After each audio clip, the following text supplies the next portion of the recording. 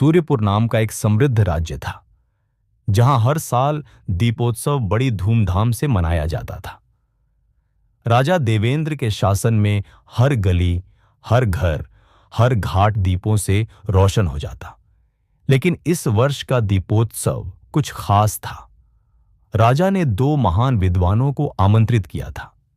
पहले थे पंडित आनंद, शांत, सरल और परोपकारी। वो आमजन के बीच समय बिताते, बच्चों को कहानियां सुनाते और सबके दुख दर्द बांटते। दूसरे थे पंडित विक्रम, विद्वान परंतु अहंकारी। उन्हें अपनी विद्या पर घमंड था और वे प्रशंसा के भूखे थे। वे पंडित आनंद से ईर्ष्या करते थे, क्योंकि राजा और जनता दोनों आनंद को अधिक मान देते थे।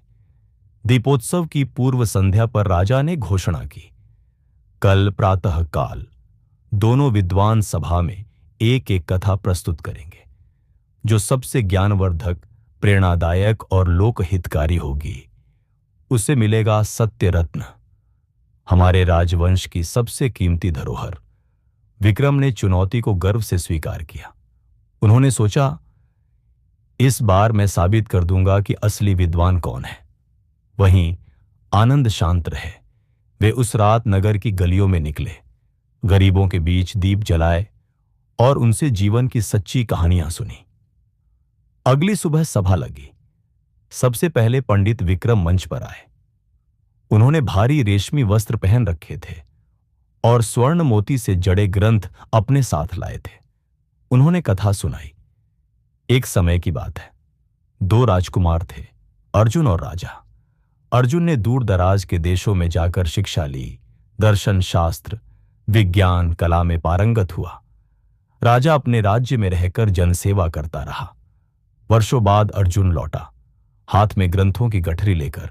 वहीं राजा लौटा, पीछे जनता का सैलाब लेकर। कौन अधिक ज्ञानी था? उन्होंने स्वयं ही उत्तर दिया, राजा, क्योंकि उसने ज्ञान को जीवन में उतारा। विद्या तभी सार्थक है जब वह समाज को दिशा दे। सभा ने तालियां बजाईं। राजा ने सर हिलाया। विक्रम मुस्कुराए। उन्हें लगा जीत तय है। अब बारी थी पंडित आनंद की। वे सादा कुर्ता पहने हुए थे, हाथ में बस एक जलता दीपक लिए। उन्होंने कहानी शुरू की।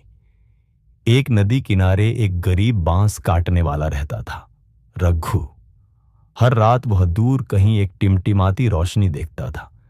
कभी उसे लगता वह जुगनू है, कभी कोई आत्मा। एक रात वह वहीं सो गया। सपने में नदी की आत्मा आई और बोली, रघु, जो रोशनी तू देखता है वह तेरे दिल से आती है। तेरा धैर्य, तेरा सवाल करने का जज्बा ही तेरा खजाना है। सुबह उठते ही उसने देखा, पूरा किनारा जुगनुओं से भरा था। लोग उसे पागल समझते रहे, लेकिन रघु मुस्कुराता रहा। वह बच्चों को ले गया, उन्हें जुगनू दिखाए और सिखाया, हर छोटी चीज में चमत्कार है। आनंद ने वह दीपक राजा के सामने रख दिया। महाराज, वे बोले, हम ज्ञान को महलों, ग्रंथों और पदों में खोजते हैं, जबकि सच्चा ज्ञान एक गरीब रघु की आंखों में भी हो सकता है, जो दुनिया को छोटे छोटे जुगनुओं के जरिए रोशनी देना सिखा गया। सभा सन्न रह गई। राजा उठे। वे बोले, पंडित विक्रम, आपकी कथा प्रभावशाली थी, परंतु आपने सिर्फ समझाया। पंडित आनंद ने अनुभव कराया। उनकी कथा में विनम्रता, संवेदना और सरलता थी। यही है सच्चा ज्ञान। राजा ने सत्य रत्न पंडित आनंद के गले में पहनाया। विक्रम के मन में ईर्ष्या थी, पर उन्होंने प्रणाम किया। शायद उन्होंने भी पहली बार ज्ञान को महसूस किया। उत्सव की अंतिम रात राजा ने हर नागरिक को एक एक दीपक भेंट किया और कहा, हर हृदय एक दीप है, बस उसे प्रज्वलित करना सीखो। रघु की तरह, आनंद की तरह हर किसी के पास प्रकाश फैलाने की ताकत है। विक्रम ने पहली बार गरीबों के साथ दीप जलाया। आनंद ने बच्चों को कहानियां सुनाई और पूरे सूर्यपुर में जुगनुओं की तरह सैकड़ों नन्हे दीपक जल उठे।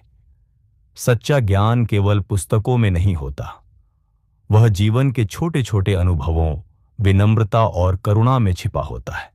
जब हम दिखावे और प्रतियोगिता छोड़कर सादगी, सवालों और संवेदना से जुड़ते हैं, तभी हम वास्तव में रोशनी फैलाते हैं। जैसे रघु ने बिना कुछ कहे बच्चों के जीवन में उजाला किया, वैसे ही हर इंसान के भीतर एक दीपक होता है। बस उसे जलाने का साहस और दृष्टि होनी चाहिए।